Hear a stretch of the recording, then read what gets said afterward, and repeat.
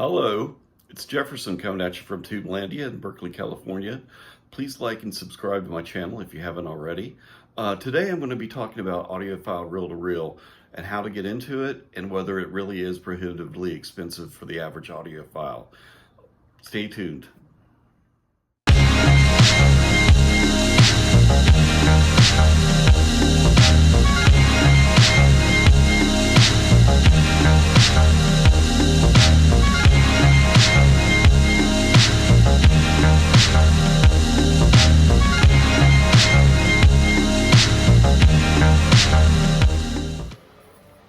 So, analog tape, why all the fuss? Well, first and foremost, it sounds absolutely fabulous.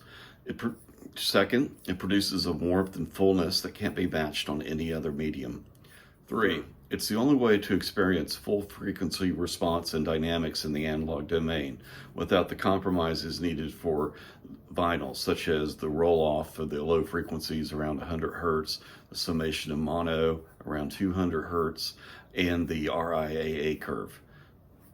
4, lots of music is available on audiophile reel-to-reel and more is being made every day. I'll get into that later. And 5, and finally, rolling machine on a tape looks cool as fuck.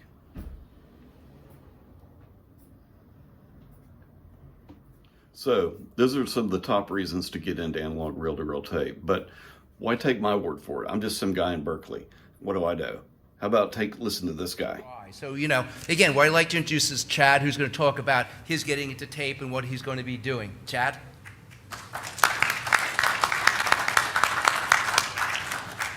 Hello. Yeah, it's just, we thought we should have a panel just to try to let everybody know that what's going to be coming, because, everybody, I mean, everybody that's here and at this show is here because they're into the ultimate audio, the experience. I mean, they're spend whatever it takes to get, a new amplifier, a new turntable or whatever to have the finest audio in their house.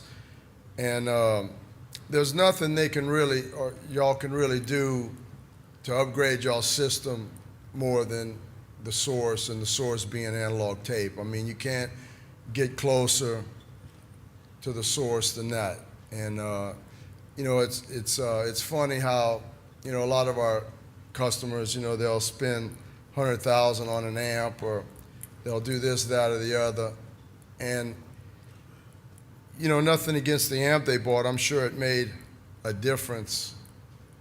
I mean, hopefully you can hear the difference. But if they bought a tape machine and they got a good copy of a good recording, I mean, the difference is just so much greater than anything they could do to upgrade their system. Again, we're at an audio show, and,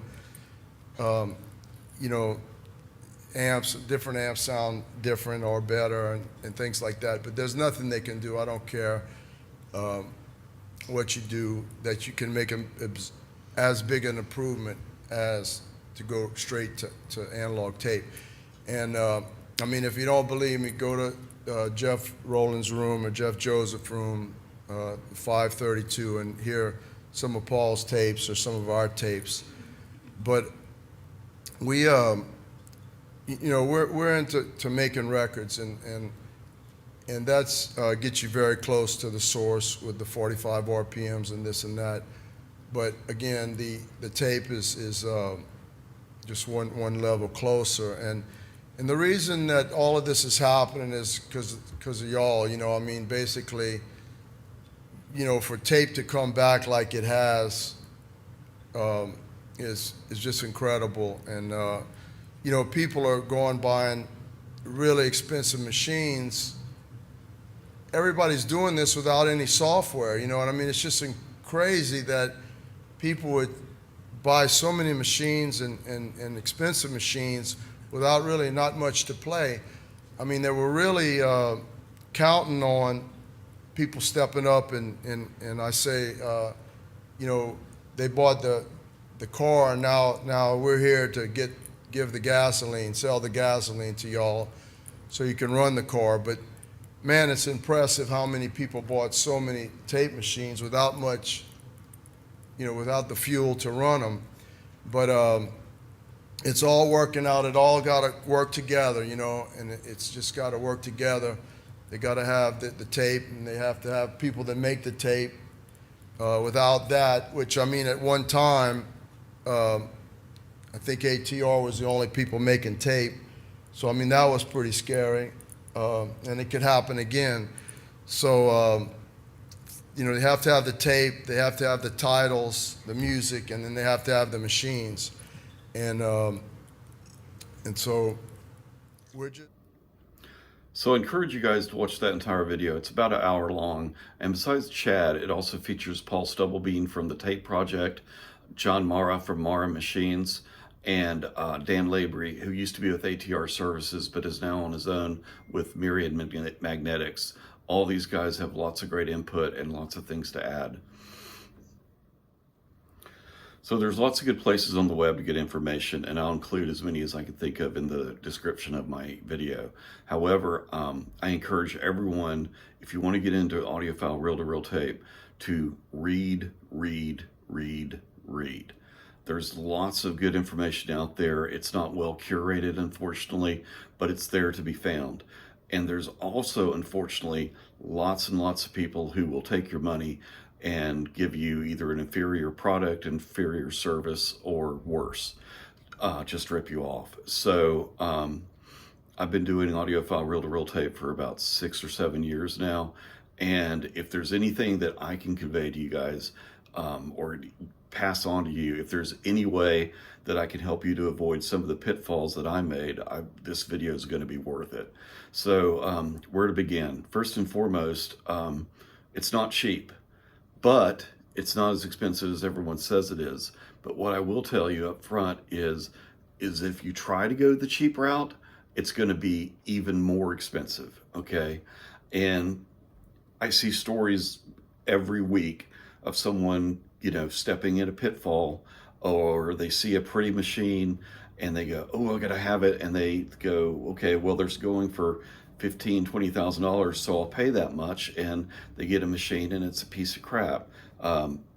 Here's a video, or here's a picture of something that came working well, missing a pinch roller and some other crap. So lots of people waiting to rip you off. The best thing I could encourage you to do is stick to a few machines and set a budget that's reasonable. Machines can be anywhere from $1,000 for a decent one to 30 and plus. And if you are into the bespoke oligarch audiophile lifestyle, it's very easy to spend up to $100,000 on a machine. So anyway, with that being said, some of the things to look out for are, is the machine running? Has it been running? Or did it work fine 5 years ago when I put it into storage and it hasn't been touched since? This is possibly the worst thing that you can do, is buy a non-working or non-running machine, because you have no idea, and maybe the seller doesn't even know what may or may not be wrong with it. So try to avoid that at all possible. I'll be linking to Michael Goreski's website. Try to ignore the 1995 styling, but he is forgotten more than most people ever know about tape machines and studio work in general. He's got some very good tips there that I'm not going to repeat here, but basically it comes down to, don't buy a machine that's not working, and don't buy a machine that you don't know the history of, and don't take the broker's word for it. Brokers can be some of the worst offenders out there, so beware of that. But basically, if you are going to get into this, step one is you have to have a good tech. And there's going to be resources at Curt Palme's website in the description. But basically, you need to have a good tech to check out the machine and also to work on it if there's anything that ever comes up. That being said, there are lots of good techs all over the country, and there are several in Europe as well. So the ones off the top of my head, Michael Gore in the San Francisco Bay Area, Curt Palme up in the Pacific Northwest, Canada, Bob Shuster in New York area in the Northeast. There's also there's Tom Amp Services down in Florida, and there's a couple of guys that make machines that also will service them. Probably the best out there is John Mara of Mara Chris Machines. Mara. He basically builds a machine for you and then basically gives you lifetime service and lifetime support via Zoom or whatever. I can't strongly recommend him enough in terms of, one-stop shopping for a machine. His stuff is really reasonable. I mean, his audiophile stuff is about, $13,000 when it's very compact. But if you don't mind a standalone, a roll-around machine, kind of like the ATR, then, you can get a machine for as little as $5,000 or $6,000 from him. A couple of great resources on the web for you to start reading. I strongly recommend Curt Palme's website, reel2reeltech.com. I also highly recommend Dave Dyer's website. He's got a wealth of information there, machines, where to buy tapes, etc. And so he also does reviews on YouTube, and he gives very good detail, very honest feedback about what he likes, what he doesn't like, and so I can't recommend him enough. So those are two sources for you right there, or three if you count Goreski. So Curt Palme, Dave Dyer, Michael Gore. Read as much as you can on the websites and learn as much as you can before you think about spending a penny on a machine or on tapes. Okay then, so at this point you may be saying, okay Jefferson, what's the easiest tape machine to buy to get into reel-to-reel? That's not going to cost me an arm and a leg, and it's going to give really good performance without breaking the bank, and versatility as well. Well, that answer is very simple. It's this, the Atari MX 5050 series. Specifically the B2 HD, which will also allow you to play commercial reel-to-reels at 7.5 like this, as well as the big reels that's playing commercially available from the Tape Project or from Analog Productions like this. On the B2 HD, there's a second quarter track head for playing the smaller tapes, as well as the fact that these are very robust. Once they're set up and aligned, they're rock solid, they don't budge, and they are very robust. They can get a lot of hours out of them. They don't move, the heads stay in alignment, and they just give very, very nice, rich, smooth sound for a fraction of what some of the audiophile tier machines will do. So yeah, I can't recommend the Atari MX 5050 series enough in terms of getting started. The techs love them. If you are somewhat handy, you can work on them yourself. I can align mine, not any trouble. So yeah, that's the one I'd recommend. Okay, so tape availability. There's quite a few out there, and there's more being released every day. Probably the most exciting thing in the last month is the fact that we're going to be getting the White Stripes Elephant on reel-to-reel, and just announced a couple days ago, Jillian Welch and David Rawlings are releasing the Harrow and the Harvest on reel-to-reel. So those are two great titles that will be available, and I can't wait to hear both of them. So yeah, tapes are not cheap. Anywhere from $500 to $1,000 or more, depending on what it is. So that seems like a lot, I know, but when you think about the cost of the tape's around $100 a reel, and then you have to pay a technician that knows what they're doing to sit there during the length of the tape to make sure it's done. So that's the whole length of the album, no high-speed dubbing with tape, with reel-to-reel. And so there's also, he has to check it after it's done, so there's time involved there. And so when you work it all out at $450 or $500 for reel-to-reel tape, these manufacturers aren't making that much money. For someone like Chad, I suspect it may be a loss leader. We're so glad he's doing it though, because it gives us things like Who Masakela to listen to, which is the most strong, dynamic albums ever made anyway. But to hear it on tape is just next level. So I don't have any audio going down, first of all, because YouTube will copyright me. And then second of all, you're not going to hear shit through an iPhone recording, so why bother? But go to a show sometime, or if you have a friend that can have you play reel-to-reel for you, you'll find out very soon. Like I said, I can talk about all the reasons why, the frequency response, the dynamics, but it's easier just for you to hear it. Now, back to what's available. Okay, so we have Analog Productions. They have a nice selection. They do the Hugh Masekela, John Coltrane, and Love Supreme, which is just phenomenal anyway, and then to hear it on tape is amazing. Ballads by Coltrane as well was really good. And then there's also Oscar Peterson. There's quite a few that he's got available right now.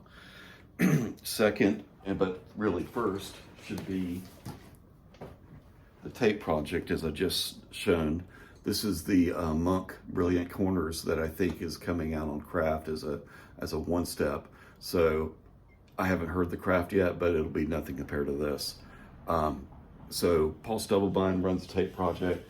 He's done a really good job over the years. He was the lone voice of the wilderness promoting tape when no one else was, and you got to give it to him. He keeps the stuff in stock. It may be out of stock, but it comes back really regularly.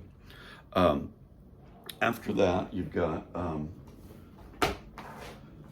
Delmark Audio.